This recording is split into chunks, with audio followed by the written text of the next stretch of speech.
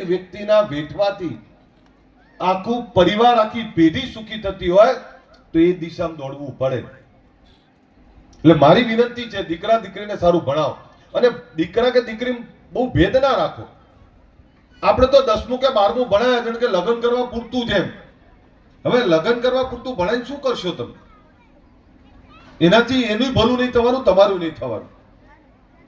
બીજું આપણામાં એવું થાય કે લગ્નના ખોટા ખર્ચા બહુ કરીએ આપણે પાછા. કોઈક હેલિકોપ્ટર લાવે છે, કોઈ હાથી લાવે છે. ઓ બાપરે, કેટલા બધા ખર્ચા કરે બધા. ખોટા ખર્ચા શું કરવા કરો? જાત કોઈ ડોક્ટર, એન્જિનિયર, આઈએસ, આઈપીએસ હોય ને એના વરઘોડામાં નાચવાનું મન થાય ને તો અમને બોલાવજો, અમે નાચીશું. પણ 5 વીઘા ઓછા કરીને કે નાચવા આવો તો ના આવીએ, લગ્નમાં ના આવું તો શું કરા? વીઘો ઓછો કર્યો પાછા કે વટ પાડી દેવો છે. ક્યાં વટ પડે છે? એક જ દાડો વાત કરે, બીજા દાડે તો શું કે મોહનથાળ બરોબર નતો, દાળ ભાત બગડ્યા હતા. બેને એવું કે ખાડી ક્યાંથી લાવી? હા કે પણ પેલા એમના જેવી નથી ભાઈ. કે સૂટ તો એક જ વાર પહેરાય. તમે લ્યો મને કહો, બીજી વાર સૂટ કોણ પહેરે?